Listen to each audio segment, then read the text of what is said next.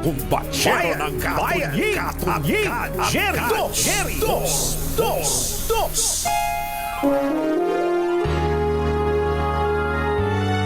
Kauna-unahan sa Pilipinas.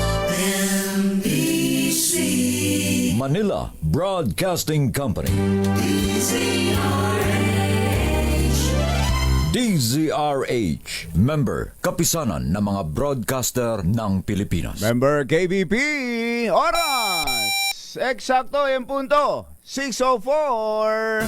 Humahataw, humahagupit, lumalatay na komentaryo sa Himpapawid. 2x2. Walang takot sa paghimay sa masalimuot na isyu ng bayan. 2x2.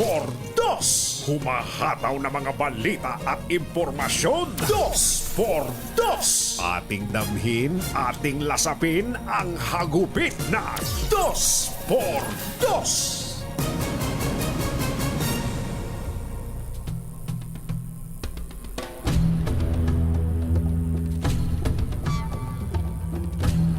Nagpatuloy kahapon ang pagbusisi ng mga mahistrado ng Korte Suprema sa kontrobersyal na paglilipat ng 90 billion pesos pondo ng PhilHealth sa National Treasury.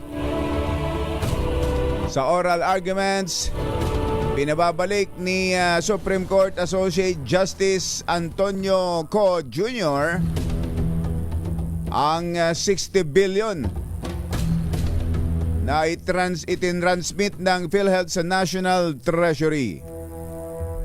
Kinuwestiyon ng maestrado ang PhilHealth sa hindi nito pagsunod sa sinasabi ng batas nang hindi nito isinaalang-alang ang mga buwis na kinolekta para sa subsidy ng mga indirect contributors. Dineklara ng maestrado na mali na kunin ng gobyerno ang hindi nagamit na pondo ng PhilHealth na nagmula sa sin taxes na dapat ay ginamit sa pagbibigay ng karagdagang benepisyo sa kanilang mga miyembro. Jerry Isyu ng Bayan. Dos. At maitim ang balak, magtago ka na. 2x2. Si Jerry at si Anthony, narito na. 2x2. Hahataw ng todo, urado ka. 2x2. Ang katotohanan, dala nila. 2x2. Walang sinasamba pali, maniwala ka. 2x2. Hataw ng gusto, tol, umasa ka. 2x2. 2x2.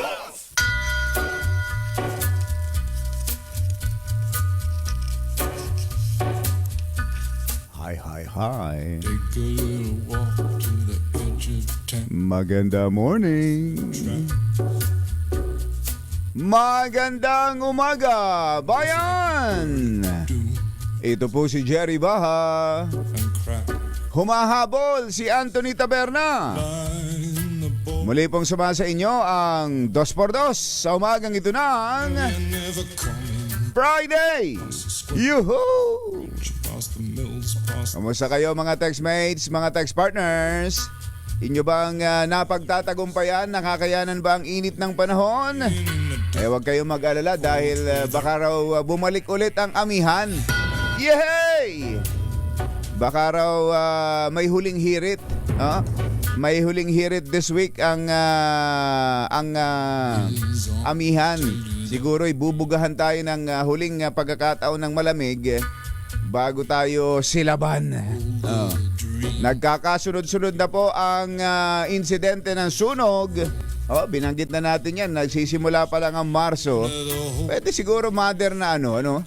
Ano kaya alisin na natin yung deklarasyon ng Fire Prevention Month? Yuel, tingin mo. Kasi kapag kung kailan dinideklara ang Fire Prevention Month, saka naman nagkakasunod-sunod ng sunog. Parang may nananadya eh.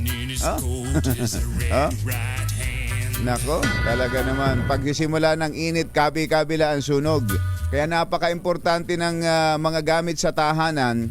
Ito yung smoke smoke detector. Alam niyo ba yon? Kayo ba'y nakagamit na ng smoke detector? Mura lang yon. Tingnan nyo. Teka. Asan ba yung... kukuha lang ako ng ano. Oo. Tingnan nyo ang Shopee o Lazada. Tingnan nyo ang Shopee o Lazada. Ayan ha. I-type ninyo ang smoke detector. Alarm. Yan, may alarm. Ayan oh. Makakabili kayo. Merong wala pang 200 pesos. Maniwala ka, Ivan. Ayan oh, 179. Oo. Merong mas mahal-mahal, 388. So almost 400. Oh. Ito, merong 248. Oh. 85 pesos. Oh, tingnan mo na. Ito, Yuel, bumili ka nito. Yuel. 85 pesos lang oh. Smoke detector. Ang baterya ay AA. Syempre, ito titingnan ninyo yung review. Basta gano'n, titingnan nyo lang yung review. Ito, basihan ko sa pagbili sa mga ganitong, ano ba tawag sa ganito? Ganitong mga tindahan, itong sa cellphone, sa online. Na ano na kasi ako nainganyo na ako nitong ganitong, ito, Lazada, Shopee na yan. Napaka-convenient online shopping platform. Ayan. Ang tawag daw dyan, sabi ho ni Yuel ay online shopping platform. Napaka-convenient do talaga. Tulad dati, pag may naghahanap ako ng bateryang yung bateryang bilog, yung mga bihira yun dati, yung flat na bilog. Minsan baterya sa relo, baterya sa mga ilang gadgets. Napakahirap maghanap. Ngayon, dito lang, pumunta ka lang na i-type mo lang sa ganitong mga online shopping platform. Napakadali na. Eto, i-type nyo lang, smoke detector. Eto, 85 pesos. 85 and 60 centavos to be exact. Ayan, no? At alam nyo kung ilan ang nabili, ang nakanilang naibenta, 20,600. Oh. Ibig sabihin, kapag pag ganung karami ang mga naibenta na nila, ibig sabihin maraming bumibili. Na hindi lang natin malaman kung marami silang naloloko o marami ang umuulit at nakikita nilang gumagamit. Pwede nyo naman kasing tingnan yung review. Minsan mga sa bagay, minsan kasabwat din nila nagre-review. Pag maganitong mura lang naman, subukan mo muna, bili ka muna ng isa. Ganun ang ginagawa ko bili ka ng isa. Biruin mo, smoke detector 85 pesos. Pag dineliver sa iyo, saka mo testingin. Paano mo testingin yan? Ilagay mo ng baterya, tapos punta ka doon sa may lababo ninyo. Magsinti ka ng papel, na may sindihan mo yung papel. Tsaka mo itapat doon. Pag tumunog, gumagana. Very effective yun. Very effective. Ito si Kuya Angelo Palmones. Tunog ng utot, narurinig.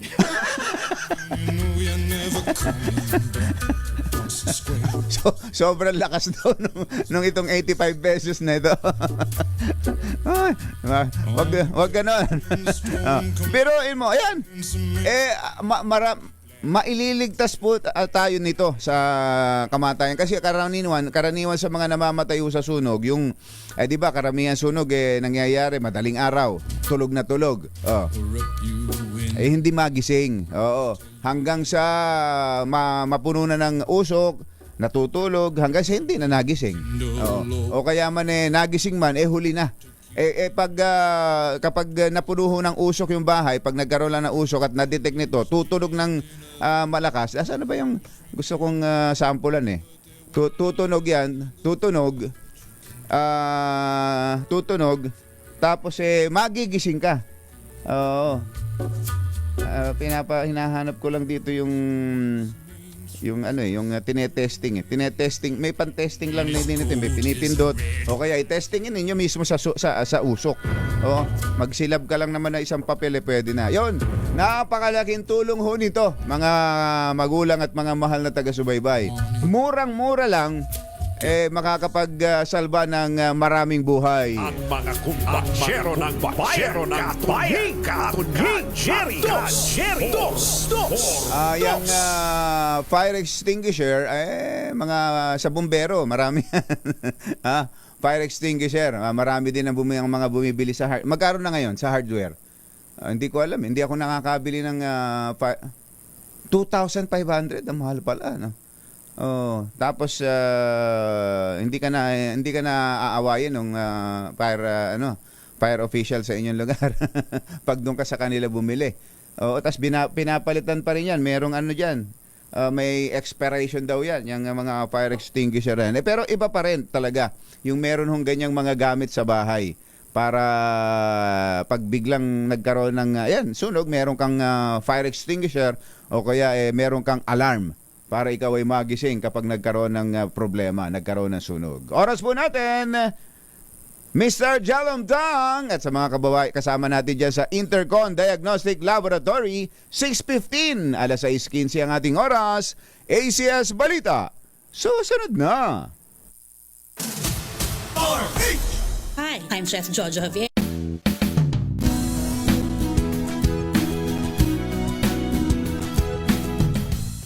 Wow, ang saya. Isang barangay na labada, puro mancha pa. Goodbye, pahinga. Mommy, isang laba lang yan sa Pride Bar Blue. May powerful stain-away enzymes na malupit sa dumit mancha. At di masakit sa kamay. Isang laba lang yan. Hello, pahinga. Hello, Pride Bar Blue. ACS. Sa lahat ng bagay, simula pa lang, siguraduhing max protection na. Kasi pag kulang ang proteksyon, baka madaling masira. Sa ngipin, dapat may max protection din. Max Alaga ng Unique Toothpaste. With Max Protect Formula. Help stop cavities before they start. While keeping breath fresh. Try Unique Maximum Fluoride Protection. Para Max Alaga, Max Protektado. ACS. Maulan man, no worries na amoy kulog ang damit. Charm Fabcon, bangong kumakabloom, tanggal amoy kulog sa bango ng Charm. Kaya gamit ko, Charm Fabcon with Bloom Fresh technology. Kills 99.9% of kulob-causing bacteria. May aroma burst pa of thousands of flowers and berries. Ang sampay sa loob, no amoy kulob. Bangong kumakabloom sa Charm. Charm Fabcon. ACS. BM Extraordinary with MX3.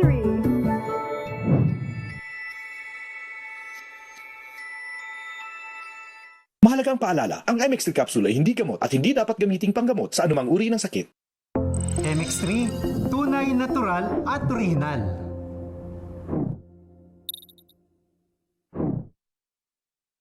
Mahalagang paalala, ang MX3 capsule ay hindi gamot at hindi dapat gamiting panggamot sa anumang uri ng sakit. Tanggaling-galing mo, Smart dishwashing paste ko, pritong ulam na masebo, lalo ang kaldero, tanggaling for everyday. Ganyan pag Smart ang dishwashing paste. May double tanggaling formula. Tanggal ang sebo, tanggal ang bakterya. Bahid para walang bahid, linis fantastic sa metal at plastic, number one ko to. Tanggaling-galing mo, Smart dishwashing paste. ACS.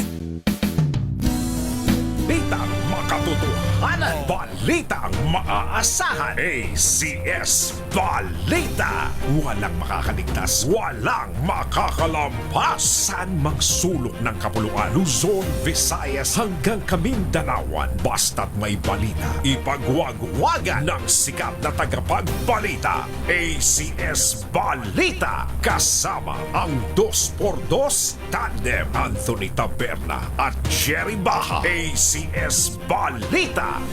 Ang programang ito ay hatid sa inyo ng ACS Manufacturing Corporation, ISO certified, maker of world-class quality Pride detergent.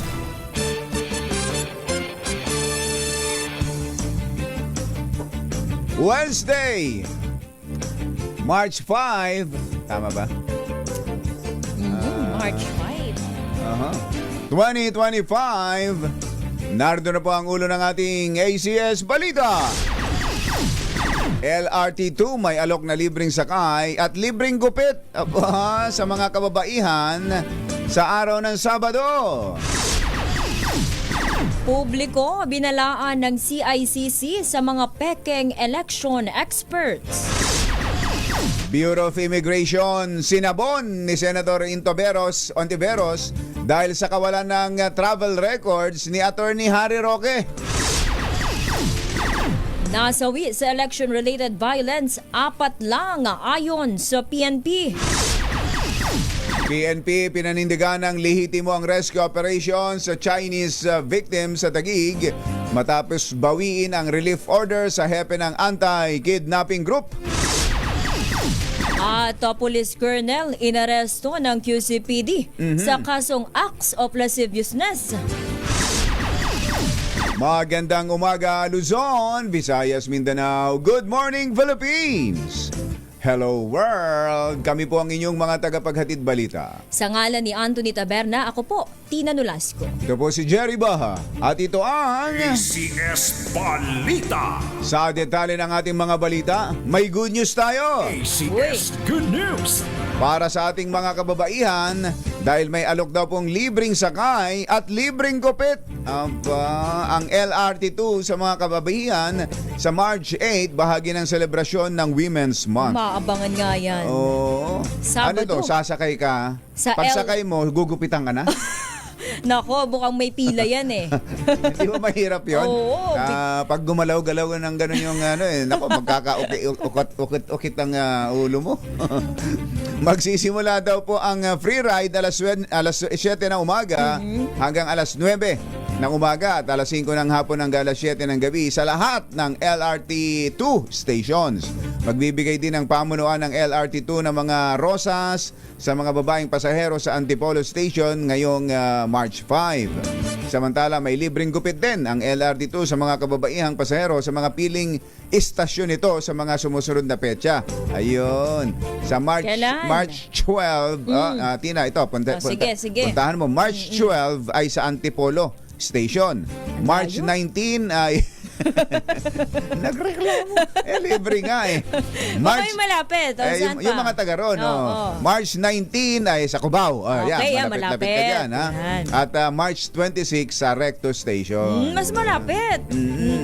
Kaya lang, bakit LRT to lang? Anong ginagawa ng LRT1? Yung mas nauna. Mas nauna yun, di ba? LRT1. Sige, hintayin natin. Baka naman meron din sila. Samantala, ito nagbabala naman sa publiko ang Cybercrime Investigation and Coordinating Center o CICC kaugnay sa mga pekeng election experts na nag-aalok ng alter election results kapalit ng milyong-milyong piso. Aba, itong... Dati na yan. Dati pa, mga nakaraang election, meron talagang ganyan. Talagang tuwing halalan may mga lumapit pa nga sa akin. Ialok ko daw sa mga kakilala kong kandidato. Totoo? Oo, dati. Nung mga nakakaraan.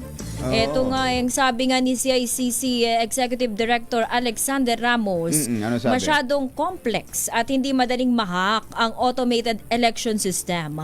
Hinimok din ito ang taong bayan. Ito lalo na ang mga kandidato na agarang i-report sa CICC hotline na 1326. Ang alin? Ang mga individual daw at grupong mag-aalok. Ito, baka naalala mo pa, partner. Teka, may reward ba? May reward? Wala sinabi. I-report lang daw. Dapat may reward. May reward.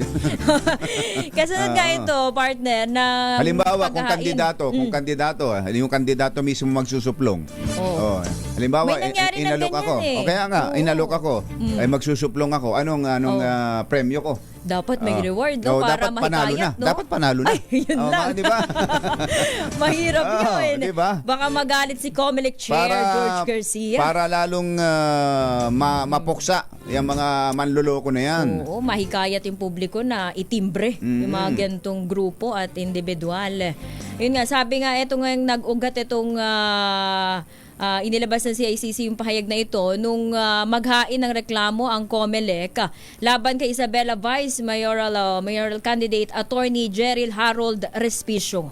nung sinampahan nga ng COMELEC itong si Respicio na dahil sa pagkapakalat ng sa kanyang social media account na kaya niya daw manipuluhin ang resulta ng nalalapit na eleksyon. Alas 6:24 ang ating oras. Naimbag nga bigat kada kayo amin na po. Wag rin kayo. Gising na. Sinabon ni Senator Risa Ontiveros ang pamunuan ng Bureau of Immigration dahil sa kawalan ng impormasyon sa kinaroroonan ni dating presidential spokesperson Attorney Harry Roque. Nako, tinan mo na ito. Tagal na Oo nga. Paano yung TikTok ni Secretary Roque? Upload ng video sa kanyang Facebook, yung mga statement. Kaya nga, sa hearing ng Senate Subcommittee on Justice, ginit ni Fortunato Manahan, BI Intelligence Division Chief, na may impormasyon naman sila na nagtungo raw ng Japan si Roque at nagtangkang magtungo sa Amerika, ngunit hindi pinasakay ng eroplano ng mga Japanese authorities. Tingnan mo na, mabuti pa itong mga Japanese. Hinarang, hindi pinasakay. Pero ayon kay Ontiveros, batay sa impormasyon mula sa kanyang mga sources, ay mula Dubai ay bumiyahe si Roque pa Shanghai, China noong December 8 at nanatili doon ng isang araw bago nagtungo naman ng Macau. Aba, iba-ibang bansa. Nag-around the world pala itong si Roque. So nagagamit dito yung passport niya. Ipinagtataka ngayon ni Ontiveros kung sino ang mga tumutulong kay Roque para makabiyahe sa iba't ibang bansa habang malayang nakakapag-post sa kanyang social media na tila kinukutya pa ang administrasyon at mga ahensyang naghahanap sa kanya. At meron ba kayong information or validated proof na mula sa Shanghai na isang araw lang ang tinagal niya doon, tumuloy siya sa Macau?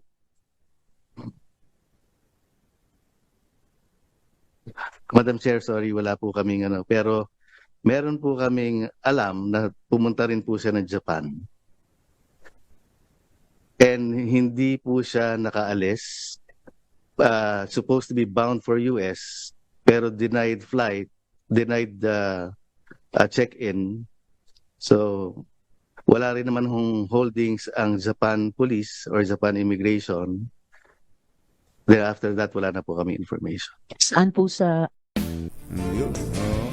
Teka, may kaso bang nakafile at may arrest warrant ba kay Attorney Harry Roque ngayon? Sa pagkakaalala ko yung lang sa, yung sa house lang pero sa korte ay wala. Oo. Baka naman dapat talaga kumilos ang immigration dyan. Samantala, ito naman, 4 pa lang daw ang kumpirmadong patay dahil sa makarasang may kinalaman sa eleksyon ngayong taon. Ayon po yan kay Brigadier General Jean Fajardo, ang tagapagsalita ng PNP. Ang nasabing bilang ay mula sa kabuuang 23 suspected election-related incidents na naitala nila mula pa po noong January 12, 2025. Taliwas ito sa pahayag ni COMELEC Chair George Garcia na umabot na sa 29 ang election-related incidents mula pa noong Oktubre ng nakaraang taon. Pero sa datos po ng pulisya, 4 pa lang ang nakumpirmang patay at 4 ang nasaktan dahil sa mga insidenteng may kaugnayan sa halalan at pangangampanya. Galing ito sa 5 insidente ng pamaril, 1 insidente ng mauling, isang kaso ng cyber libel at isang pagpapasabog. Lahat po ng insidente na nangyari before January 12 na hindi po siya papasok as suspected hearing dahil hindi pa po nagsisimula ang ating election period, which is one of the parameters for a particular incident na makonsider po na hearing. So, the correct figure po, sir, is as of 11:59 ng March 2 po, ang source po natin ito yung Case Management Division po ng DADM. And meron na po tayong naitala na 23 suspected election-related incidents. Ang tinig ni Police Brigadier General Jean Fajardo. Sunog! Sunog! Ayan na po, sinasabi na sa inyo yun.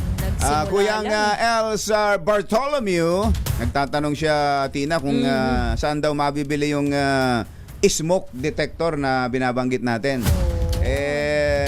hindi ka naman iba, Kuyang Els, hindi ka na PM is the key. Hindi ka na namin pepresyohan ng mahal. Oo. Presyong kaibigan lang. Nagbebenta pala. Sa Lazada lang. Sa mga online shopping sa Blue platform. App at sa Orange App. Meron yan. Ano yung Blue App, Orange App? Yan ang Lazada at Shopee. Tinatawag din silang Blue at Orange App. Ano yung Blue? Lazada. Ganun ba? Hindi ko alam yun. Yung Orange? Yung Shopee. Bakit? Blue at saka orange? Dahil yun yung kulay nung app nila pagka sa cellphone, mobile phone. Ganun ba? Teka nga. Pero medyo red. Red sa akin eh. Pero tinatawag na orange kasi... Ba't yung Lazada ko pula? Purple. Parang purple pa nga ito eh. Ewan ko ba sa kanila? Bahala sila. Kuyang Els Bartolomeu. Ayan ha.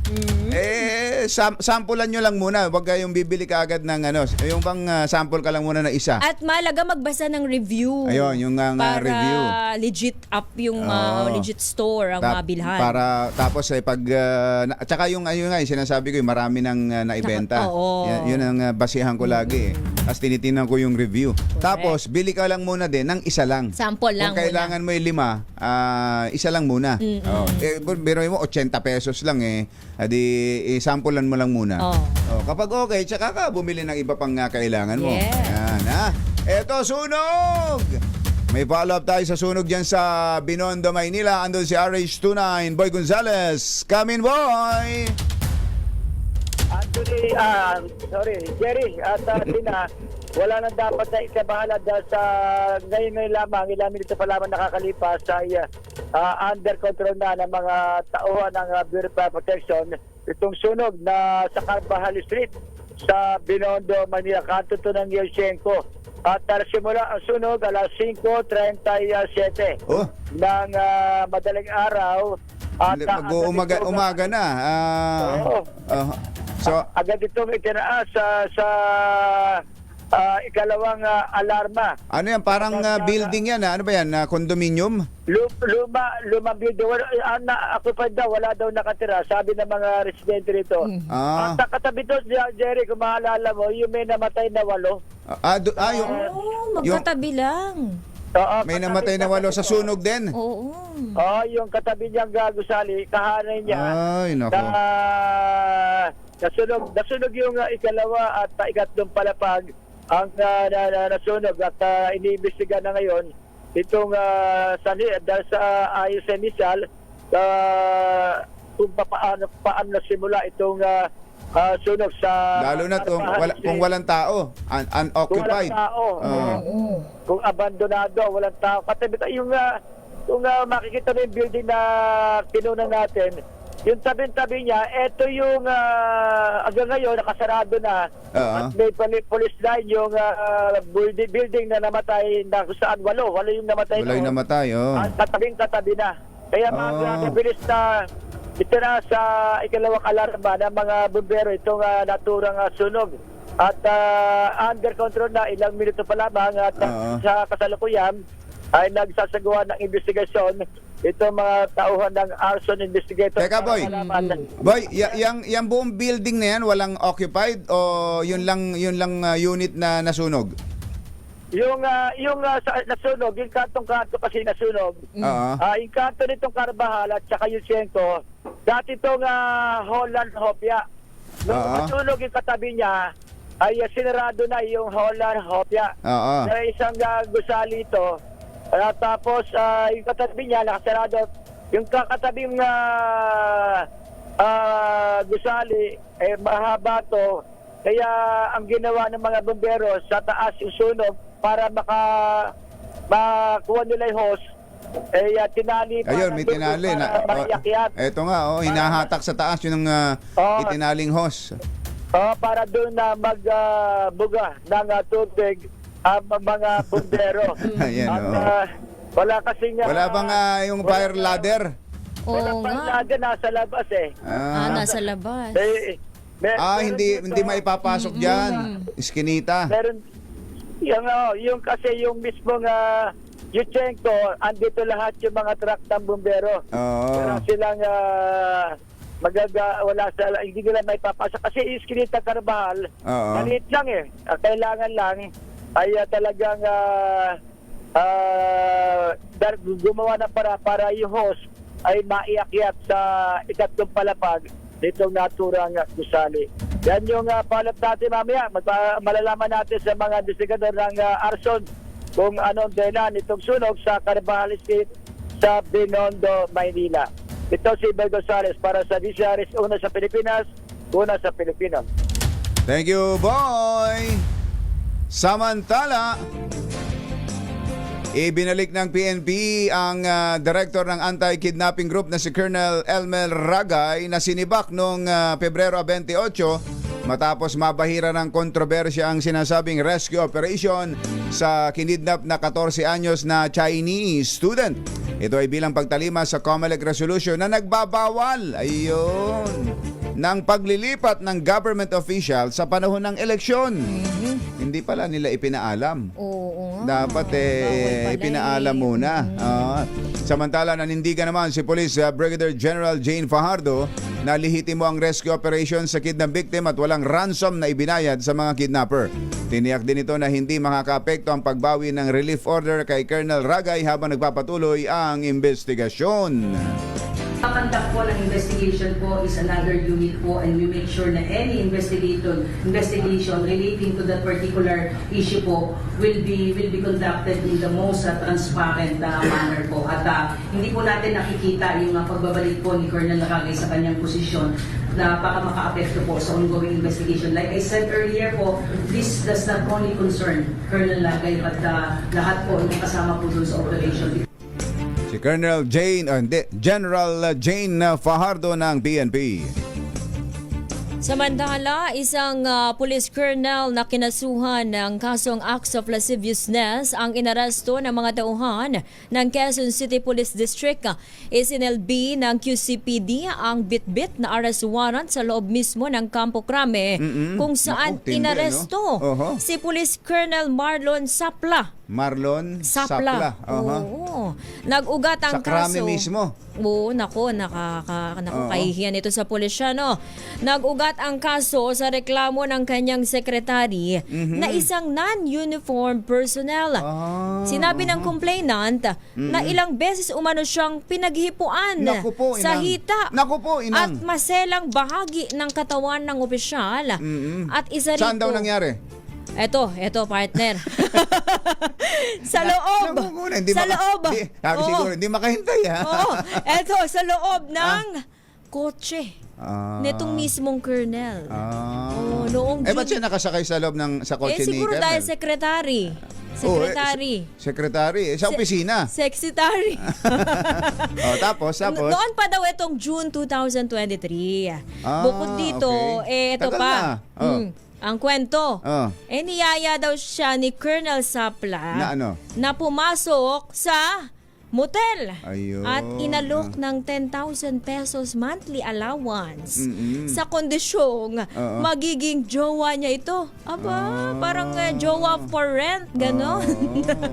At tinakda ng korte ang 35,000 na piyansa para naman sa paglaya nitong nasabing police colonel. Pero 2023 pa nangyari. Pwede pala yun, kahit na matagal nang hindi siya kaagad nag-file ng kaso laban sa colonel. Posible, kaya ngito lang yung arrest warrant ngayon lang naisilbi. Hindi nga, talagang hindi siya ka nag-file kasi ngayon lang nag-file. Tingnan natin ang mga susunod na kabanata. Susunod! Tito Boy! Ay, may mga kakausap tayong election expert. Kayo ba'y galit sa kandidato ninyo? Sa kandidato niya sa inyong lugar? Tuturuan tayo kung paano sisiraan yung... Bad campaigning ba to? Kung paano sisiraan yung ayaw ninyong kandidato nang hindi kayo makukulong. Kasi pwede ang negative campaigning sa atin. Tuturuan tayo nito. Sabi yan ni COMELEC Chair, di ba? Pwede daw. Pwede. Tuturuan tayo nitong election expert na ito kung paano yon. Kasi meron tayong mga, tulad ngayon, di ba? May mga labas ng mga video, tulad ng mga galit na galit sa mga artista. Na ang Senado raw ay napupuno na ng mga artista, mga ganito, ayan, kung ano-ano nilalabas. Baka kayo rin, ganon. Meron din kayong meron din kandidato diyan sa inyong lugar na ayaw hate ninyo. Hate na hate. May ginawang kasamaan sa inyo. Paano nyo ba sisiraan nang hindi kayo makakasuhan? Ayan. Yan ay tuturo sa atin ng election expert na makakausap natin. Sa pagpapatuloy ng ACS Balita. Alas 6:39. This time check is brought to you by ACS Manufacturing Corporation, ISO certified, maker of world-class quality Pride detergent. Tanduay Light, gaan ng may kasama. RH!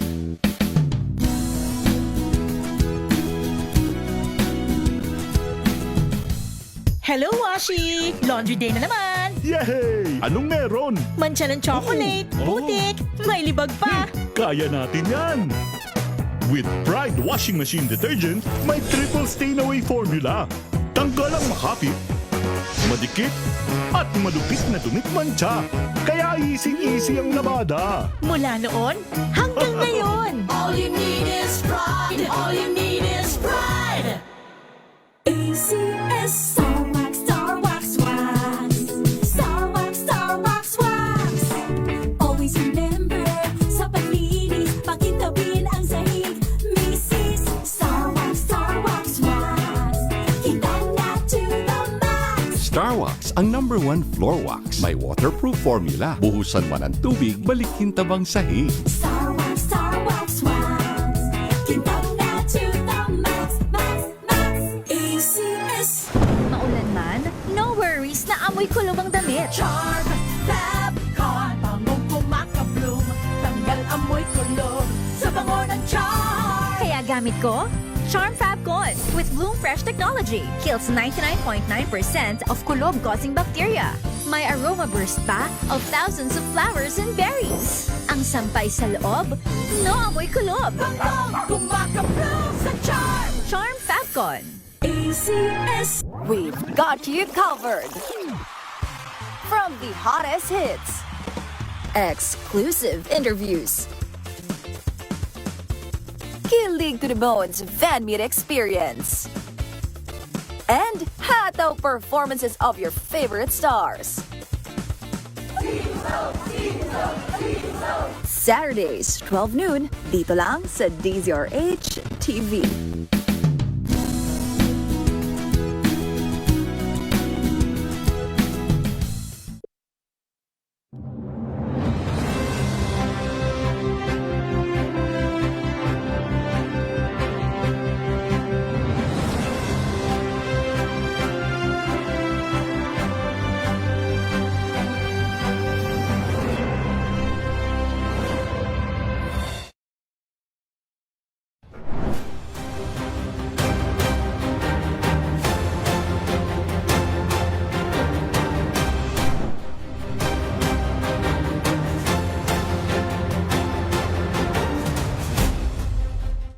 Maagang balitaan, maatang makakaligtas, walang balitang makakalampas, saan mang sulok ng kapuluan. ACS Balita! ACS Balita! Ang programang ito ay hatid sa inyo ng ACS Manufacturing Corporation, ISO certified, maker ng world-class quality Pride detergent. Hi! Maganda morning! Anong araw today, mga kumbatsero? Today is Laundry Day, Pride Day! Yuhuu! At pag Laundry Day, all you need is Pride Washing Machine Detergent. May triple stain-away formula, kaya tanggal ang makapit, madikit, malupit na dumit man siya, kaya easy ang labada. Kaya pala mula noon hanggang ngayon, all you need is Pride. All you need is Pride. ACS. Kasama ang 2x2 tandem Anthony Taberna at Jerry Baja. ACS Balita. Alas 6:43 ang ating oras. May makakausap tayong isang election law expert, si dating secretary. Ayan. Dati siyang Justice Secretary, si Attorney Al Agra. Attorney Al, magandang morning. Magandang morning, Jerry. Opo. Nakapaglaba ka na ba using Pride? Tapos na at nagpapatayo na lang, attorney. Kumusta kayo? Kumusta kayo, attorney? Ano bang pinagkakaabalahan nyo ngayon? Pagtuturo dahil nagtuturo tayo ng among other subjects election law. Ito kasi talagang pinopromote natin tong election law for all. Kaya't marami tayong seminars, marami tayong mga art cards. Ayan, at magbibigay tayo ng mga poll watchers training in the future. Kaya't ako'y kinalulugod ko yung ganito mga pagkakataon dahil nabibigyan tayo ng plataforma para tuloy-tuloy na nag-aaral tungkol sa napakahalagang paksa, lalo na ngayon ang ating election law at paparating na May 12 election, Jerry. Nakita ko nga doon sa pinost ninyo, merong naka-schedule this week na ano ba 'yon? Yung sa may kinalaman sa absentee voting ba 'yon, Attorney Al?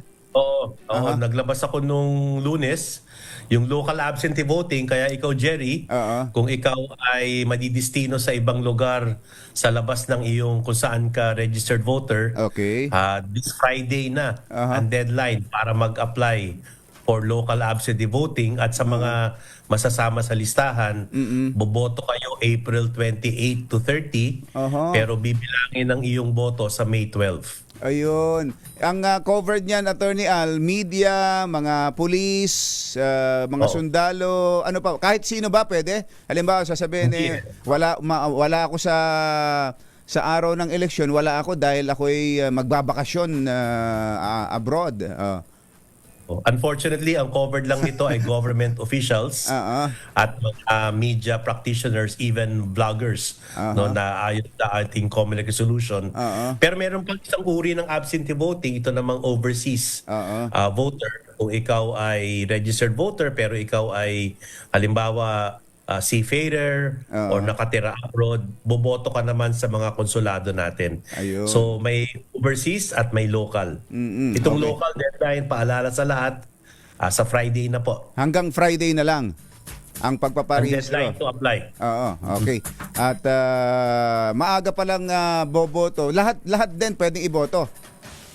No? Ano lang, senators lang and party list para national positions lang. Kaya hindi ka boboto for provincial, city at municipal. Ayun, yun lang ang problema, ano. Okay, dito sa binabanggit kong negative campaigning na malinaw na sa atin na meron din pala dito sa atin sa Pilipinas. Doon din sa atin sa Amerika, 'di ba, Attorney Al, makikita natin may iba nagbabayad pa sa telebisyon para siraan yung isang kapwa kandidato, yung isang kandidato. Nagbabayad, gumagastos ng poll ads laban sa kandidato. Dito sa atin, pwede rin pala ang negative campaigning. Pwede bang ganon? Halimbawa, magpagawa ako ng poll ads na negative, tapos magbabayad ako sa radyo o sa telebisyon? As early as 1986, Jerry, no, nung ating Omnibus Election Code, pwede ang dalawang uri ng campaigning, positive at negative. No?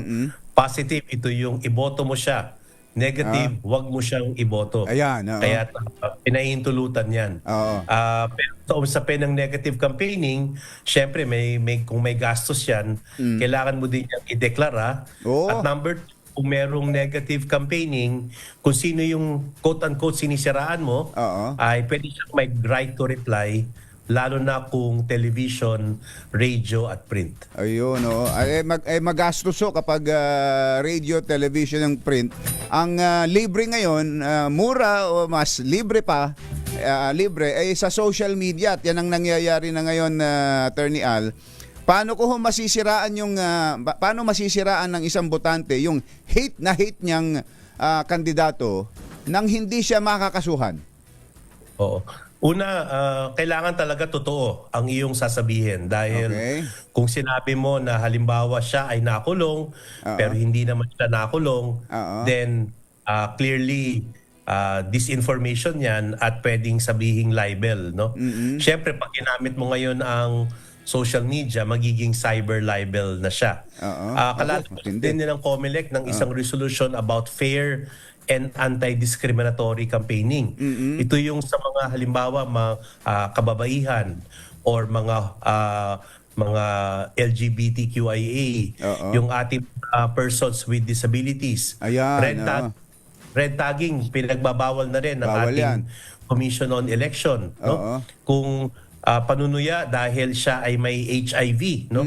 So clearly, kailangan fair at anti-discriminatory. So bukod sa dapat totoo, pero kahit totoo, halimbawa, wag mo siyang iboto dahil siya ay may kapansanan, lalabas yon sa fair and anti-discriminatory campaigning regulation at ang epekto, kung ikaw ay kandidato, pwede kang ma-disqualify at kung ikaw ay botante, pwede kang makulong kung aabot yan sa korte dahil ikaw ay gumawa ng election offense, Jerry. Paano ko sabihin na walang alam yan? Gusto niyang maging senador, wala namang alam yan. Ano ba yun? Tinutukoy ka ba, Jerry? Wala ka naman tinutukoy. Wala naman, no. Pero bawal ba yun, Attorney Al? Sinabi, anong alam niyan? Ba't gusto mag-senador niyan? Ganon. Medyo yan, no? It can go either way, Jerry, kasi clearly defamatory siya, no? Clearly paninirang puri dun sa taong yun. And what if yung taong yun pala ay college graduate or high school graduate? So kahit paano meron siyang alam. Kaya baka maging libel pa yan or cyber libel. Pero siguro depende rin how you telegraph the message. No, pwede natin sabihin na dapat ang iboto natin ay may sinusulong na ganitong plataforma. Dapat ang iboto natin ay alam kung ano ang kanyang gagawin. So pwede meron namang sigurong disimuladong pamamaraan ng negative campaigning. Pero clearly, pwede mong sabihin, wag mo siyang iboto dahil hindi niya taglay ang katangian ng isang dapat na senador or mayor. Kung paano kung ang dapat nating iboto ay yung matalino, mahusay at may alam, hindi tulad ni Metas binanggit yung pangalan. Nung kalaban. For as long depende. Mahirap, no? Kasi pwede mong sabihin nga wag siyang iboto. Pero nagbo-borderline ka na ng paninirang puri. Although marami nagsasabi pag panahon ng eleksyon, parang maluwag yata ang mga panuntunan sa libel at cyber libel dahil nga pwede ang negative campaigning. Pero alam mo dito sa atin hindi pa to, wala pa ako naririnig na nakulong dahil sa libel or cyber libel sa usapin ng eleksyon. Kaya ang buod naman nito ay bawal ang harassment sa isang lehitimong kandidato. At dapat fair nga at anti-discriminatory. Paano ho yung sinabing ito, corrupt ito, may kaso ito pero yung pala, wala siyang pending case ngayon. May kaso dati, nung hindi pa siya kandidato, pero na-absuelto na. Pero ang post, ang inilalabas ngayon, may kaso ito, corruption. So clearly, kung dismiss na siya or absuelto na or wala namang kaso, clearly hindi siya totoo. Kaya even for negative campaigning, kailangan natin i-verify ang ating facts. Kasi kung clearly sinabi mo siya ay corrupt, siya ay may kaso at wala, palagay ko malakas ang kaso niyan for libel or cyber libel. At kung ang naglalabas mismo nito ay kandidato rin, attorney, tapos mali yung kanyang impormasyon, fake news yung kanyang impormasyon, pwede siyang ma-disqualify. Pwede siyang ma-disqualify, pwede siyang nag-commit ng election offense at pwede pa siya maging liable criminally for libel or cyber libel. So maraming pwedeng kaso na pwedeng i-file sa kanya. Matindi, Ang problema lang ngayon, may mga naglalabas ng mga ganyan, Attorney Al, hindi nagpapakilala, mag-create ng account sa Facebook, maninira, tapos biglang isasara na yung kanyang account. Kumakalat na yung ipinost niya. Pero nga mangyayari dahil hindi mo matrace kung sino ang author, magsusumbong ngayon yung biktima sa COMELEC, at ngayon naman masipag ang ating mga social media accounts. Upon the request of COMELEC, tinetake down nila ang mga misinformation, disinformation, fake news. So mabilis naman mag-respond pero nag-viral na, no? Yun na nga. The harm was yun. done. The harm was Ang problema done. lang, paano mo tutigisin yung gumawa kung hindi mo na malaman, kasi marami tayong mga IT experts na madali silang magtago, kaya yan ang ating problema. Yan ang problema natin sa social media. Last, Attorney Al, itong itong ipinail na disqualification laban sa mga Tulfo ay dinismiss ng COMELEC. Kailangan pala talaga at mukhang hindi dahil doon sa merit ng kaso kundi sa technicality, dahil hindi raw naisama yung ano ba tawag din, yung certified true copy ng Certificate of Candidacy. Certificate of Candidacy. Talaga bang kailangan yon kapag ikaw ay magpa-file ng complaint o disqualification laban doon sa kandidato? Ikaw ba mismo magpo-produce nung kanyang Certificate of Candidacy, ikaw na complainant? Maliwanag siya sa regulasyon ng COMELEC na kailangan mo siyang isama. Pero yung sabi nga, nakita ko rin sa news na COMELEC naman ang may hawak ng mga Certificate of Candidacy. Alam naman nila yung address. At kandidato naman talaga. Kandidato naman talaga. At nakapublish nga lahat ng mga Certificate of Candidacy sa website. Kaya kung ako ang petitioner, pwede ako mag-file ng motion for reconsideration sa COMELEC and Bank at sasabihin ko, masyado naman yatang technical yan. Number 2, may kopya naman kayo. Let's go sa merits. Pero kasi kung ako ang COMELEC, kung mahigpit ako sa ganito for one particular petition, kailangan mahigpit ako for all. May bago lang nakalalabas na desisyon ang ating Supreme Court na ilang minutes lang late nag-file ng Certificate of Candidacy. According to the Supreme Court, dapat pinagbigyan niya lang dahil pumunta naman siya before the closing, pero may kulang, pagbalik niya 3 minutes late, but hindi tinanggap. So I think according to the Supreme Court, wag naman tayo masyado maging technical. Kaya't yun ang pwedeng gamitin ng petitioner sa kaso na yun para maituloy pa up to the bank level and maybe the Supreme Court. Ito na sabi ko it doesn't make sense na kaya nga pinapadisqualify kandidato tapos kailangan pang kasama dun sa ipinail mong complaint yung Certificate of Candidacy. Hindi tuloy natalaka yung issue tungkol do sa yung main issue ng complaint na may kinalaman sa dynasty. Kayo po ba, attorney, last na lang talaga, pwede ba talagang ma-disqualify ang mga kandidatong sabay-sabay na tumatakbo sa pare-parehong mula sa, aliba, tulad nito, sa Kongreso? Unfortunately, wala pa tayong batas sa political dynasty except for SK. Sa SK lang meron sangguniang kabataan. Pero for all other positions, although maliwanag sa saligang batas na bawal ang anti-political dynasty, pero kailangan, depende sa ating Kongreso, ano bang ibig sabihin nito? Ano ba ang parusa nito? Ano ba ang level nito? Appointed ba, elected? Wala tayong batas tungkol dun Kaya kung basihan ay ikaw ay membro ng political dynasty, substance-wise, palagay ko hindi rin yan angkop na dahilan para ma-disqualify ang isang kandidato. Ayun. Nako, matutuwa sa iyo si Erwin Tulfo niyan, Attorney Al. At ang iba pang mga Tulfo. Thank you, Attorney Al. Jerry, yan din naman ang ituturo ko sa klase pag ako yung tinanong. Ayan. Thank you, Attorney Al. Sa susunod, salamat, Jerry. next time ulit. Thank you. Regards kay Idol Tunying. Nagpapagaling at nawala ng boses Nagpunta sa dagat para makalanghap ng sariwang hangin. Thank you.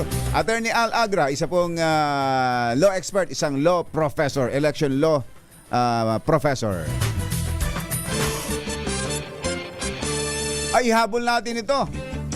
Iniintay natin itong update to dun sa nawawalang eroplano ng Philippine Air Force. May update si RH52 Edniel Parosa. Kami na Edniel! Jerry, kinumpirma ng Philippine Air Force na may general area na itong tinitignan kung saan posibleng matagpuan itong nawawalang fighter aircraft FA-50. Yan ang sinabi sa DZRH ni TAF spokesperson Colonel Von Castillo isang araw matapos i-report itong pagkawala ng contact sa fighter jet sa kasagsagan ng tactical night operation pasado hating gabi kagabi. Pagamat hindi na tinukoy o hindi pa tinutukoy itong spesipikong general area o lugar, napatid na gumagana pa hanggang kahapon itong signal ng personal locator beacons ng mga piloto. Ayon kay Castillo, patuloy na tinutumbok ng ground rescuers ang lokasyon ng naturang signal. Ano daw? Anong general area daw, Edniel? Pakiulit.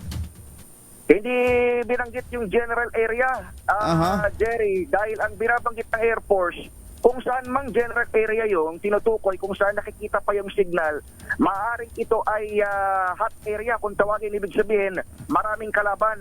Kesa paunahan ng kalaban itong militar natin, rescuers, ay hayaan natin itong ground rescue teams na makaabot doon sa signal kung yun man talaga yung source o lokasyon ng ating mga piloto. Inamin naman sa separate interview ng Philippine Army na nagpasaklolo sila ng air support para sa isang operasyon laban sa inihinalang malaking grupo ng communist terrorist group sa area ng Bukidnon. Pero ani ni 4th Infantry Division spokesman Major Francisco Gallardo Jr., hindi nila alam kung anong klaseng air asset ang itinadala ng hukbong pangimpapawid. Bago ito inanunsyo ng TAF na nawawalang isa sa 12 nitong FA-50s na nakatakta sana magsagawa ng aktibidad bilang suporta sa Unified Command. Nakabalik naman sa Mactan Cebu Air Base ang iba pang air asset ng hukbo. Ito si Edniel Parosa, nag-uulat para sa DZRH. Una sa Pilipinas, una sa Pilipino. Naghatid ang kabuuan ng ating ACS Balita. Ito po si Jerry Baha. Kasama ang 2x2 tandem Anthony Taberna at Jerry Baha. ACS Balita. Totohanan, balitang maaasahan. ACS Balita. Ang programang ito ay hatid sa inyo ng ACS Manufacturing Corporation, ISO Certified, maker ng world-class quality pride detergent. Na Jerry Baha. 2x2. 2x2.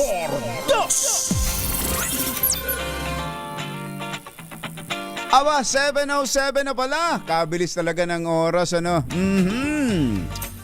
Oy, yung palang may itinek si Jomar. Ito raw, sulong Batang Quiapo. Aba, namamayagpag sa survey. Vendors din palang kinakatawan ito. Ayun, market vendors. Batang Quiapo.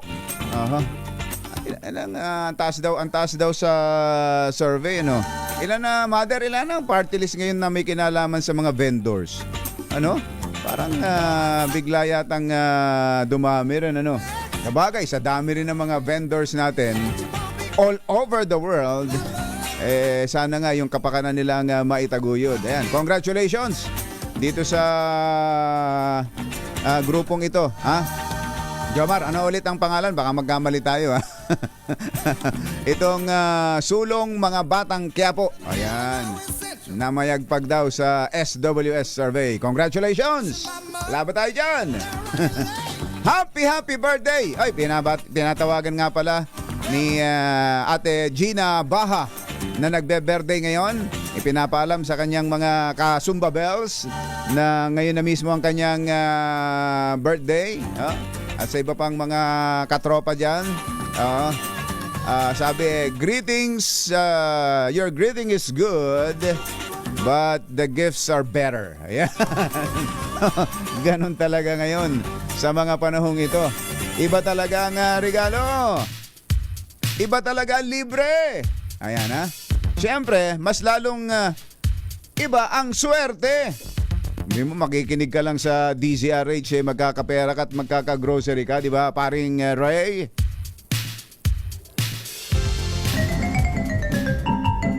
Ito na ang ating winner sa DZRH Bagong Taon, Bagong Lakas Promo. Andyan sa Sembo, Barangay South Sembo. Tagig na ito, Hindi na Makati ito. Barangay South Sembo sa Tagig. May nanalo na! RH6 Sherwin Alfaro, go, go, go! Yes, Kuya Jerry, dito nga sa Barangay South Sembo na ang backdrop natin itong BGC. Yan, naglalaki ang mga building ng BGC. Dito sa Barangay South Sembo, meron ditong kainan na napakalakas ng radyo. Pero mo, kakain ka lang ng luto nila. Pakinig ka pa ng balita. Ito yung radyo ni Nanay. May radyo. Dahil ayun, oo. Iba talaga ang transistor radio, ano? Oo, tignan mo naman Romero Peke. Abala sila sa paggagawa ng mga order. Tuloy-tuloy pa rin yung pakikinig. Nakikinig lang at nagsisilbi sa ating mga customer. Nanay, pangalan niyo po? Celeste po. Celeste Salvador. Si Nanay Celeste. Salvador. Yan, palaging nakatutok sa DZRH. Yes po. Tuwing umaga po yan. Umaga habang sila nagpe-prepare ng mga pagkain. Gano'n na sila katagal dyan sa karinderya, Sherwin? Gano'n katagal itong PRTS mo to? Opo, Tagal na, nakalimutan niya sa sobrang tagal. 10 years na. Nakalimutan. 10 years na raw. 10 years ago daw. Yan na nagsimula sila magtinda-tinda. Na nga po, 16 years na po. Last na ho yun, 16 years. 16 years. Aba. Kumusta naman ang hanap buhay, Nanay? Okay lang po, okay lang. Nakakaraos. Mukhang kapag tumagal ng gano'ng katagal ang isang karinderya, ibig sabihin, masarap ang luto. Opo, siyempre. Aha. Marami yung bumibili sa inyo dyan, ginagawang baon sa trabaho. Opo, baon sa trabaho, ulam sa bahay. Ayun. Ano ang pambato ninyong ulam? Anong pambatong ulam? Pinakamasarap na ulam? Nako. Yung pinakamabenta. Pinakamabenta. Pinakamabenta. Yung mga, kare-kare. Kare-kare. Wow. Kare-kare. Langka. Langka. Kaldereta po. Wow, sarap. Ayun o. Naku naman. Karing tuwalya. Sa itsura pa lang mukhang napakasarap. Oo, ito, bagong labas. May mga bagong labas. Nilagang baka. Wow. Uy, may dessert na. Yan ang paborito ko. Yung may langka pa, may langka. Oo, may langka, may bola-bola. Sino daw ang nagluluto? Sino nagluluto nito? Ako po. Ay, sila mismo. Siya na nagluluto sa panagtitinda. Talaga naman. Ano oras kayo natutulog? 8 o'clock. Hindi kala ko, hindi na kayo natutulog dahil parang trabaho na lang ginawa niyo sa buong araw. Mula madaling araw hanggang 12 o'clock po, midnight. Midnight para mag-prepare ng mga lulutuin. Opo, tapos namamalingki. Grabe, talaga naman. Ilan ang anak? Ilan ang anak nila, Nanay? Ilan ang anak daw? 5 po, 5. Kaya pala masipag. Mga graduate na lahat? 3 na po, 3. Tinaw mo na. Katas ng karinderya. Ano tinaw na? Yes po. Katas ng bola-bola. Katas ng binuhilo. Dahil, sino paborito yung announcer pag umaga? Anthony Taberna and Jerry Baha. Anthony Taberna, Jerry Baha. Dos por dos dahil dyan meron kang 1,000 pesos. Yay! Salamat po. Thank you. At syempre, dahil dyan ay napakasipag nyo, awarding din kayo ng DZRH Grocery. Yay! Thank you. Salamat ng madami. Ang ganda ng regalo sa umaga. Ayun. Kapag masipag talaga. Nakikinig ka lang ng radyo. Basta maglakas ka lang ng radyo mo kapag umaga. Kapag nadaanan ka ng DZRH, meron kang instant 1,000 pesos. At syempre, DZRH Grocery. Salamat po. Salamat ng madami sa DCRS at sa Dos por Dos. Ako, maraming salamat din sa inyo, Mami. At sa mga nais kumano ng 1,000 pesos. Ay, may nagpapabili dito ng, Sherwin, may nagpapabili dito ng kare-kare. Sino ba? Si Mother, umu-order daw ng kare-kare. Babayaran daw sa'yo. Mamaya. Isang order ng kare-kare. Ano pa? Baka may mga utos pa kayo dyan. Tutusan nyo na ako. Pamantalahin nyo na. Itetext na lang daw sa iyo yung iba pang order. Sige. Sa mga nais manalo ng 1,000 pesos, lagong tumutok sa DZRH. Baka kayo na susunod nating winner sa DZRH bagong taon, bagong lakas from March number 6. Sherwin Bata Alfaro, DZRH. Una sa Pilipinas. Una sa Pilipino. Yay! bagong-bago, balitang dapat alam mo, balitang magdadagdag ng talino dahil bagong impormasyon, makibalita, unang-una sa DZRH. Pangunahing balita kasama ang 2x2 tandem nina Anthony Taberna at Jerry Baha. Araw ng Miyerkules, 5 ng Marso 2025. Narito na po ang ulo ng ating mga pangunahing balita. Philippine Air Force natukoy na ang lugar na posibleng binagsakan ng nawawalang fighter plane. Supreme Court Justice pinababalik sa PhilHealth ang 60 billion pesos na perang inilipat sa National Treasury. Bureau of Immigration tinawag na inutil sa pagtakas ni Alice Guo noong 2024. Dalawang scammer na nagpanggap si General Roy Galido ng Philippine Army arestado sa Pampanga. Mrs. ni Chito Miranda na si Neri absuelto sa kasong estafa. At dalawang babae kabilang ang isang lola arestado sa pagbebenta ng pampalaglag sa Quiapo, Maynila. Magandang umaga Luzon, Visayas, Mindanao. Good morning Philippines. Hello world. Sa pangalan po ni Anthony Taberna. Ito po si Jerry Baha. At ito ang Pangunahing balita. detalye ng mga balita sa aming pagbabalik. 7:16 ang ating oras. This time, Pangunahing balita. 7:21. Sa detalye ng ating mga balita, may lokasyon ng tinitingnan ng Philippine Air Force kung saan posibleng matagpuan ang nawawala nitong fighter aircraft FA-50. Kinumpirma ni Air Force spokesperson Colonel Bon Castillo sa DZRH na meron na silang general area, ngunit ayaw nang banggitin kung nasaang bahagi ito para sa seguridad ng mga sakay na piloto. Pero sabi ni Castillo, gumagana pa hanggang kahapon ang signal ng personal locator beacons ng mga piloto. Ayon kay Castillo, patuloy na tinutumbok ng ground rescuers ang partikular na lokasyon ng naturang signal. Batay sa report ng Philippine Air Force na wala ang contact nila sa fighter jet sa kasagsagan ng tactical night operation. Sa iwalay na interview sa Campo Aguinaldo, inamin ng Philippine Army na nagpasaklolo sa kanila ng air support para sa isang operasyon kontra mga hinihinalang communist terrorist group sa area ng Bukidnon. Pero sabi ni 4th Infantry Division spokesman Major Francisco Gallergo Jr., hindi nila alam kung anong asset ang ipinadala ng hukbong panghimpapawid. Arestado ang dalawang lalaki sa Arayat, Pampanga matapos mabisto na nagpapanggap bilang si Philippine Army Chief Lieutenant General Roy Galido. Ayon kay Colonel Louis De Maala, tagapagsalita ng Philippine Army, ginamit ng mga sospek ang pangalan ni General Galido para sa ginagawa nilang scamming operations na ang target ay mga government suppliers. Iyon. Kinilala ang mga sospek na sina Antonio Oreño Servito at Ariel Oreño na kapwa mastermind sa inorganisang scamming group.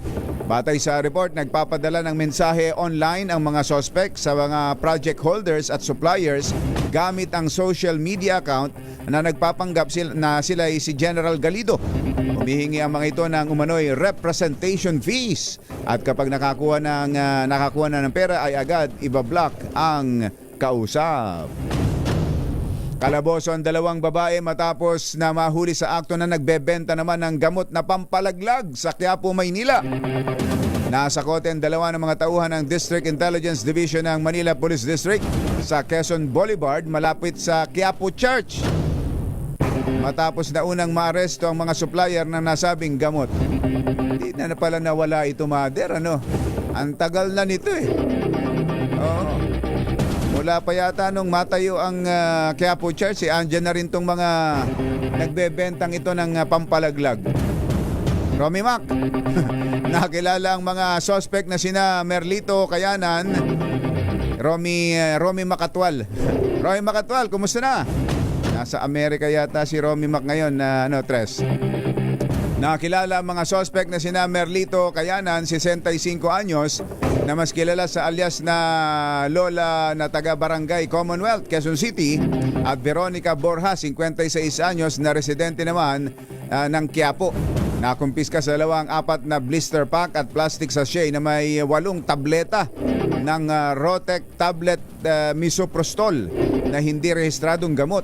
Naharap ang dalawa sa kasong paglabag sa Republic Act 9711 o ang paglabag sa Food and Drugs Administration Act of 2009. Absuelto na ang aktres na si Neri Naig Miranda sa mga kasong kinakasangkutan nito kaugnay ng investment scam sa isang beauty clinic.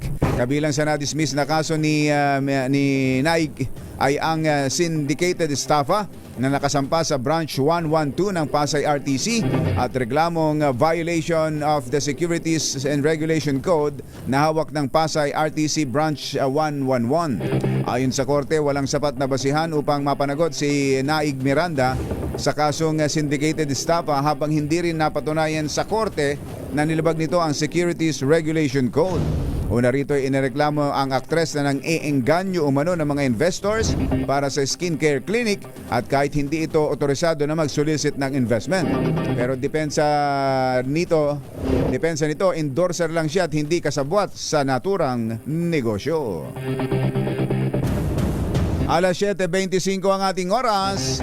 Sa ibang balita, dismayado si Senator Risa Ontiveros sa Bureau of Immigration dahil sa kawalan ng malinaw na report sa nangyaring pagtaka sa bansa ni dating Bamban Tarlac Mayor Alice Guo na naaresto sa Indonesia.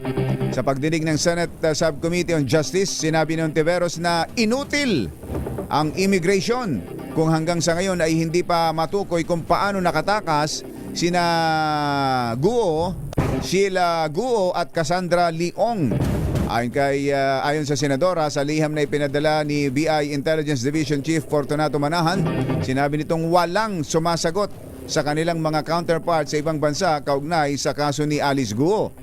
Kasi kung titigil lang tayo sa ganitong status, we're inutil as a country. 4 na buwan na po and we still don't know how fugitives got past our borders undetected. You can imagine the frustration that the whole committee and our chair, the Senate, would feel about this kind of status. Si Senator Risa Ontiveros. Dapat isauli ng gobyerno sa PhilHealth ang 60 bilyong pisong pondo na inilipat sa National Treasury. Ito ang iginiit ni Supreme Court Associate Justice Antonio Co. Jr. sa oral arguments hinggil sa kontrobersyal na reserve fund ng PhilHealth. Para kay Co, dapat magamit ang nasabing unprogrammed fund para sa pagpapabuti ng serbisyo ng ahensya, benepisyo ng mga miyembro nito at karagdagang tauhan upang matugunan ang kalusugan ng publiko. Hindi rin anya para sa gobyerno nasabing pondo kundi budget na dapat gamitin ng state insurer para mapalawak ang kanilang programa at benepisyo. Dahil dito naniniwala ang Associate Justice na panahon na para ireforma ang PhilHealth at magpalit ng mga opisyal dahil sa hindi pagsunod sa kung ano yung nakasaad sa batas. 4 na lugar sa bansa ang inaasahang makakaranas ng dangerous heat index ngayong araw na ito ng Miyerkules. Sa heat index forecast ng PAGASA, ang mga lugar na posibleng dumaras ng ganito kataas na heat index ay ang Legazpi City sa Albay, Virac, Catanduanes, Pili, Camarines Sur at San Jose Occidental, Mindoro. Ang heat index sa pagitan ng 42 hanggang 51 degrees Celsius ay nasa ilalim ng danger category na maaaring magdulot ng panganib sa kalusugan. Kahapon na itala ang pinakamataas na 43 degrees Celsius na heat index sa San Jose City, Occidental Mindoro at maging sa Pili, Camarines Sur.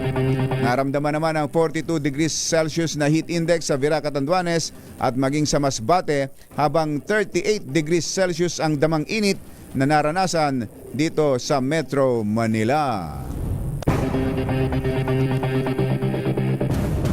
Sa harap ng naranasang mataas na heat index sa maraming lugar sa bansa, tiniyak ng MWSS na hindi magkakaroon ng water shortage sa Metro Manila.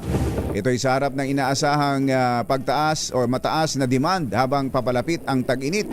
Ngunit sa 6th District ng nasasakupan ni Congressman Ador Pleito, partikular sa mga bayan ng Santa Maria at Norsagaray, nagrereklamo ang mga residente dahil sa kawalan ng supply ng tubig simula pa noong Pebrero 28. Ang source ng tubig sa nasabing mga lugar ay nanggagaling sa Philippine Hydro Subsidiary ng Maynilad. Dahil dito kaagad na nagtungo si Congressman Pleito dahil nagkagulo mga tao na nagrereklamo sa kawalan ng tubig. Nanawagan ng kongresista sa PhilHydro na magpadala ng mga water truck at bilisan ang pagkukumpuni sa sinasabi nilang problema na dahilan ng water interruption na matatapos pa raw sa Marso 10.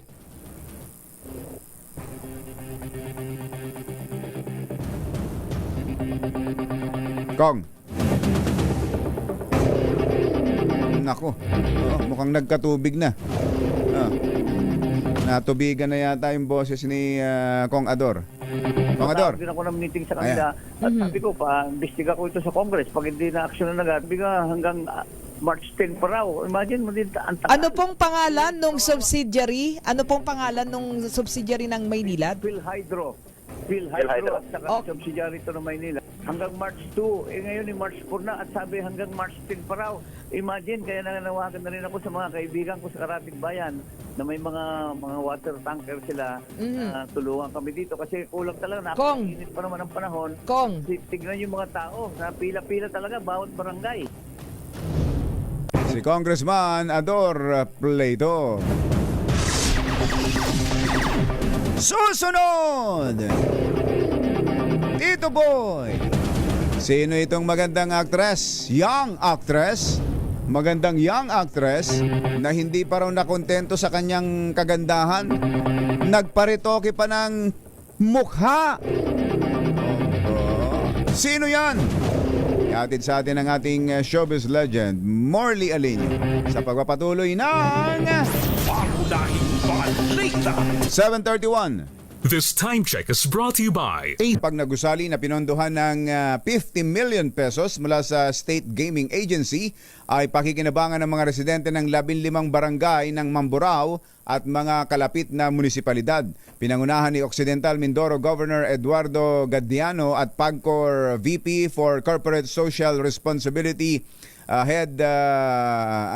VP for Corporate Responsibility Ramon Stephen Villaflor ang pagpapasinaya sa bagong gusali na magsisilbing evacuation center sa panahon ng kalamidad. Ayon kay Gadiano, sobrang pasasalamat nila sa PAGCOR sa pagpapadala ng unang socio-civic center sa Occidental Mindoro na hindi lamang magsisilbing evacuation center sa panahon ng kalamidad, kundi magagamit din sa iba't ibang socio-civic activities, mga programang pang-edukasyon at iba pa. Ayan pala yung gusali, ang ganda. Dagdag pa ng gobernador, ang socio-civic center ay makatutulong sa pagbuo ng karagdagang revenue streams para sa provincial government. Ayon naman kay VP Villaflor, ang nasabing proyekto sa Mamburao ay bahagi ng commitment ng PAGCOR sa community development and nation building. Mga nangunguna at mga bagong balita sa DZRH. Pangunahing Balita. Metro Manila ngayon. Eto na sila. Alas 7:38 ang ating oras. Simula na nga pala ng Kwaresma, ano? Oo. Pero ang Holy Week, Mother, yung wala tayong pasok, ay next week na. Simula na ng Kwaresma. Ash Wednesday ngayon para sa simbahang Katolika. Alamin natin ang sitwasyon dyan sa QC mula kay RH5, Val Gonzales. Come in, Val! Jerry, nasa ikatlong misa na. Itong isinasagawa ngayon dito sa Sacred Heart Parish Church, dito sa Barangay Sacred Heart, Quezon City. Nagsimula yung unang misa kanina, alas 5:15 ng madaling araw pa. na pinangunahan nitong si Father Randy Flores. Itong si Father Randolph Flores na mas kilala ng mga parishioner na si Father Randy ay siya yung parish priest nitong simbahan. Bago ang Holy Communion ay isinasagawa yung pagpapahid ng abo sa noon ng mga parishioner ngayong Ash Wednesday na pagsisimula ng panahon ng Semana Santa. Mas dinagsa kanina ang misa ng madaling araw dahil una nang dumagsa yung mga papasok ng maaga sa kanilang mga trabaho ay dumaan muna dito sa simbahan. Si Father Rio Asikawa naman yung nanguna sa misa ng alas 6 ng umaga habang ang sinasagawang misa ngayon ay pinangungunahan naman nitong si Father Judy Banyes. Ang misa ay sumentro sa mensahe ng pagpapatawad sa kapwa at pagpapakumbaba. Hinihikayat ng simbahang Katolika ang lahat na gamitin ang panahong ito sa pag-aayuno at pag-aalala ng sakripisyo at penitensya na ginawa ni Hesus Kristo para iligtas ang katauhan sa ating mga kasalanan. Samantala, Jerry, ay pangungunahan naman ni Most Reverend Cubao Bishop Elias Ayuban Jr. ang misa sa kanyang isasagawang pastoral visit dito sa Sacred Heart Parish Church mamayang alas 5:30 ng hapon. Mayroon pang susunod na misa alas 8 ng umaga matapos itong kasalukuyang misa at susundan pa ito ng isa pang misa ng alas 12 habang mamayang hapon ay magsisimula naman yung misa alas 4 ng hapon susundan ng alas 5:30 at mayroon pang susunod ng bandang gabi. Mula rito sa Sacred Heart Parish Church dito sa Barangay Sacred Heart, Quezon City. Ako si Val Gonzales, DZRH, una sa Pilipinas, una sa Pilipino. Thank you, Val! Metro Manila ngayon! 7:41 ng ating oras. Nasa gawing baklaran naman si RH15 Giselle Ricaport. Nagawi ako dyan itong mga nakaraang linggo. Parang lumala pala ang problema dyan sa gawing baklaran na yan, ano? Lalo na yung FB Harrison, yung dire-diretso, tuloy-tuloy hanggang dyan sa baklaran. Kung saan ako naglalakad-lakad dati. Papunta ng Pasay City West High School. Nako. Halos sa dami na wala nang madaanan. Oo. Pagdating diyan sa lugar na yan yun sa boundary na ng Pasay at ng Parañaque, doon mismo sa lugar na yon, sa boundary. Yung dulo nung dating nung unang LRT. Oo. Grabe ang vendors pala diyan sa lugar na yan. Kaya ang daming party list pala ng vendors ngayon eh. Talaga naman. Ano ang sitwasyon dyan sa Baclaran Church, RH15, Giselle Ricaport? Come in, Giselle! Jerry, libo-libong Katoliko ang dumagsa sa simbahan ng Baclaran sa Parañaque City para sa tradisyonal na Ash Wednesday. Pinangunahan ni Reverend Father Rico John Bilangel ang unang misa dito sa simbahan na nagsimula kaninang alas 5:30 ng umaga at nagtapos ng pasado alas 6:50 ng umaga. Ayon sa sa labas pa lang Giselle, nakita ko nilalagyan ng tatak sa noo at kanang kamay yung ay mga tao, yung mga uma-attend. Yes, tinatatakan sa noo. Oo, kung ganyan karami, yung pila dyan sa may gilid at sa mismong harapan ng simbahan, yung loob din ay punuan mismo. Ang pagtatatak ba dyan sa noo ay kailangan kanang kamay talaga? Ayan, nakikita ko sa video eh. Iyon ang ginagamit ng mga nagpapahid sa nagpapahid ng abo sa noo. Oo. Ayon sa Jerry dito sa security office ng simbahan, nasa 7 hanggang 8,000 daw nating mga kababayan yung nagpapahid ng abo sa kanilang noo. Ngayong umaga lamang yan ng Miyerkules de Ceniza na hudyat ng pagbubukas nga ng Kwaresma ngayong taon. Inaasahan nila na papalo pa ang nasabing bilang sa mga susunod pang misa na ang ikalawa naman ay nagsimula ng alas 7 ng umaga at meron ding mamaya 7:45 AM. Tuloy-tuloy ang misa hanggang mamayang gabi at sa kabuuan ay 13 misa ang gagawin hanggang mamayang 8:15 PM. Ayon kay Father Bilangel, ang pagpapahid daw ng abo ay tanda ng pagsisisi at hangaring magbago at magbalik loob. Madali raw magpalagay ng noo o ng abo sa noo, ngunit mahirap yakapin ang tunay na pagbabalik loob at pagbabago. Kaya ipinaalala niya na maging tapat na nagbabalik loob at huwag itong tapusin sa pamamagitan ng isang ritual lamang. Bantay sarado naman ng puwersa ng mga kapulisan ang labas ng simbahan para tiyakin ang kaayusan ng Ash Wednesday at seguridad ng mga mananampalataya. Ito namang pagpasok ng service road ng Roas Boulevard mula sa Airport Road, wala nang galawan ang mga sasakyan dahil nga sa sangkaterbang mga vendor at yung mga nakaparadang mga sasakyan. Ito si Giselle Ricaport para sa DZRH, una sa Pilipinas, una sa Pilipino. Thank you, Giselle. Mga nangunguna at mga bagong balita sa DZRH. Pangunahing balita. 7:45.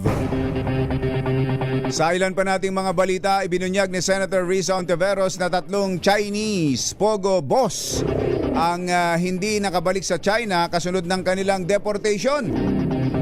Sa pagdinig ng Senate Justice and Human Rights Subcommittee, tinawag ito ni Ontiveros na modus, kung saan ang mga dayuhan na isinailalim sa deportation ay bumibili ng mga ticket sa aeroplano na may mga layover para makatakas.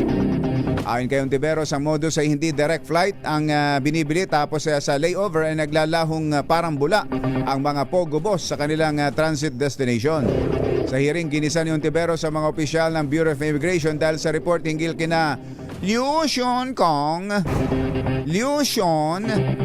Xiang Rui at Wang Xiangle na pinadeport matapos arestuhin sa isang raid sa Parañaque. May bago ng pinuno ang Presidential Security Command. Kasunod ito ng pagtatalaga ni Pangulong Bongbong Marcos kay Philippine Army Brigadier General Peter Burgonya bilang bagong commander ng Philippine Presidential Security Command, epektibo kahapon Marso 4. Papalitan ni Burgonya si Major General Nelson Morales na itinalaga bilang commander ng Philippine Air Force Education Training and Doctrine Command. Samantala, pirmado ni AFP Chief of Staff General Romeo Browner ang general orders kaugnay ng designation ni Burgonya. Umalma si Presidential Communications Secretary Jay Ruiz sa malisyosong ulat tungkol sa umano'y conflict of interest sa pagtatalaga sa kanya sa Presidential Communications Office. Tinawag ni Ruiz na fake news ang sinasabing pagmamay-ari niya ang media firm na Digital 8 na umano'y nakakuha ng milyong pisong halaga ng kontrata sa PCSO. Paglilinaw ng kalihim, wala siyang shares sa nasabing kumpanya at ang tanging naging papel niya ay naging authorized representative sa joint venture agreement ng Digital 8, IBC 13 at ng PCSO. Naniniwala si Ruiz na isa lamang itong demolition job laban sa kanya at may kinalaman ito sa reforma o balasahang ipinatutupad niya sa Presidential Communications Office. One of my programs is to fight fake news. Not knowing na ako pala mismo ang magiging biktima ng fake news. Sinabihan, can you imagine? 206 million, paparatangan ka ng ganyan, na hindi ka man lang kunan ng panig, na hindi ka man lang tawagan. Tindi Kala ko pastor ng isang relihiyon na nagsesermon si Secretary Secretary J. Ruiz, lapit tayo dyan. Sumasagot ka na raw ba sa text at tawag sa'yo? Tatanong yung ibang mga dati mong kasamahan. Pangunahing balita sa showbiz. Hindi naman daw sila manghihingi sa'yo. Babatiin ka lang daw. Bigla ka nang hindi nakakilala. Wala daw silang hihingin. Ba't naging bigla kang isnabero? Merong ganun yung iba akala hihingan mo ng hihingan. Kaya tuloy ang tingin sa iyo ng ibang kasamahan mo rin dati sa media, biglang iba ka na. You're changed man. Mukhang iba ka na raw. Patunayan mong mali sila. Ayan. Patunayan mong mali sila at hindi ka ganon. At hindi ka nagdududang, hindi ka naghihinalang hihingan ka lang nila. Sino ba ere? Sino ba ereng young actress na pagkaganda-ganda na ay nagparitoke pa ng mukha? Oba, hindi makontento. Aba. Sino ba? Maganda ba naman talaga yan? Patrol 3, Victor Dalayon 5. Hindi na maabot? Hindi na maabot? Ganun ba? Dean Jaime Ebañez, magandang morning. At ganoon din kay ka Jerry Labasan at kay ka Beth. Mr. Jalom Tang, wala. Nagpapagaling si Anthony. Di ba nung mga nakakaraan yung boses niya? Oo. Muntik pa nga akong mahawa. Nag-ano na ako nung nakaraan, sumasama na rin. Yun, lumanghap lang ng sariwang hangin sa dagat. Ayan. Sa dagat mismo. Para sariwa mismo, yung walang pollution. Kaselo Lagmay. Ayan, mas fresh ang hangin diyan sa lugar ni Kaselo Lagmay. Diyan sa anong bayan ka ngayon nandiyan sa Nueva Ecija, Kaselo? Nakikita mo ba diyan si Engineer Tony Nanggel? Na talaga namang wala na lang ginawa kundi talagang mag-exercise. Palakasin ang kanyang katawan, palo ng palo. Kasama ang mga hampas lupa. At syempre, ang mga umbrella girls, hindi mawawala. Pampalakas daw yun ng palo. Talaga ba? Ganun ba talaga? Sa mga golfers dyan? Ay, teka nga pala. Mabutit nabanggit ko yung golfers. Meron nga palang nagungumbida. Si attorney Gary Castro ng Hogad family ay nangungumbida para sa kanilang pag-golf. Teka, hinahanap ko lang attorney Gary. Ito. Itong 9th SJ Friendship Cup sa Sun Valley Golf Club. Ito po'y gaganapin sa April 4, 2025 sa Sun Valley Golf Club sa Antipolo. Ayan 9th SJ Friendship Cup. Ayan Ito po'y proyekto ng UP Sintila Juris Alumni Association. Ayan, oo. At April 4 yung kanilang SJ Friendship Cup diyan sa Sun Valley Golf Club sa Antipolo at sila po ay nangungumbida kung kayo daw po ay yung mga golfers diyan. Engineer Tony Nanggel. It is also an official activity of the UP Barkada, an organization composed of the alumni of leading UP fraternities, primarily organized to foster goodwill, camaraderie, and harmony among their resident members in campus. Ayan. Si Attorney Gary De Castro po ang nangungumbida. Ayan. At ang mga kasamahan dyan sa Hogad family, magandang morning, Captain Ed Mijares. Ito si Captain Ed habang nagpapalipad ng helicopter nakatutok, nakamonitor sa 2x2 sa DZRH. Yun. Siyempre naman, ganon sana. Ay. Uy, teka, nasa si Morley? Hindi ko, nakalimutan ko tuloy. Nawala na, nainip. Ibinaba telepono. Hindi makontak. Nako, baka sira na naman ang telepono niyan. Tawagan nyo na naman si Engineer John Carlos Mercado. Siya bahala dyan. Baka may mga problema na kayo sa inyong bahay tulad ng bubong.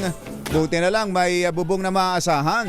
Gawa sa state-of-the-art technology, may aluminum na. May pintura pa. Now available na rin sa pre-painted tile span. Para sa eleganteng bubong na matibay na, makulay pa, mag-cherry loom, pre-painted ka na.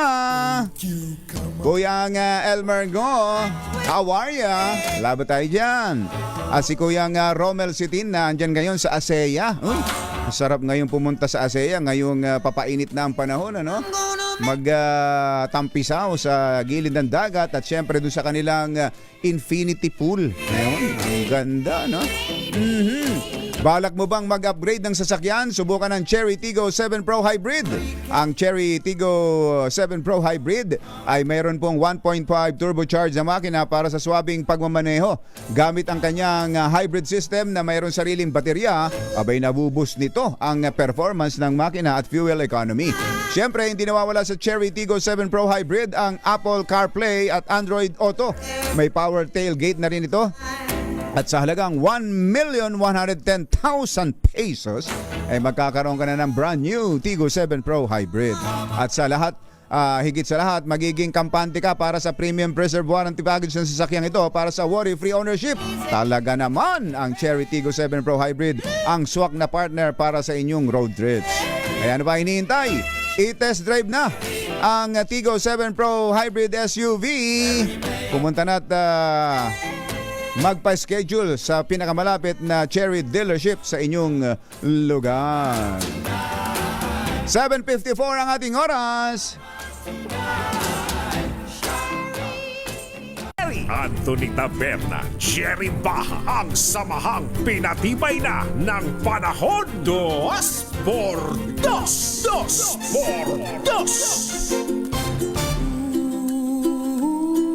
Ay, birthday pala ni Phil Cruz ng drama department ng DZRH. Mother, si Phil Cruz ba yung gumaganap na si Matar? Siya ba yun? Yung eng-eng, ikaw yun. Hindi ba si Phil Cruz yung Shimatar? Ay, Phil Cruz, Kuya Phil Cruz ng drama department ng DCRH. Happy birthday. Ganun din kay Rose Babiera ng RH TV. Si Rose Babiera pala, birthday din. Wala ba tayo dyan, Rose? At syempre si Ate Gina Baha ay birthday ngayon. Doon sa mga nakakalimot daw, yung mga kasamahan nila sa Zumba Bells. Sabi, greetings is good, but gifts are better. Ayun. Dito ho sa sinabi ni Secretary Jay Ruiz na ang dahilan niya sa pagtanggap ng posisyon sa gabinete bilang Presidential Communications Office Secretary ay fake news, paglaban sa fake news. Not knowing, sabi niya, na siya pala ang unang mabibiktima nito. Talaga naman, Secretary. Grabe na talaga ang paglaganap ng fake news ngayon at sana totohanin mo. Gawin mo yan. Simulan natin dun sa dito lang, lalo na ho sa social media. Grabe. Kay dami ng pusong sinugatan dyan sa social media nan. Ang dami nang naapektuhan dahil sa mga siraan, paninira sa social media. Lalo na ho yung gumagawa lang ng account ng kung sino-sino at hindi naman magpapakilala. Doon lang, Secretary, yung i-require lang natin, baka Malacanang may magawa dyan, na i-require natin itong mga, tsaka na yung franchise. Tsaka na natin, kasi legislation pa ang kailangan doon yung hanapan ng franchise itong mga social media platforms. Doon na lang muna tayo sa i-require sila na magpatupad ng KYC. Know your client, know your customer. Bago ka makagawa ng account, ay meron kang ipapakitang ID na para patunayan ikaw mismo yung nag-o-open ng account.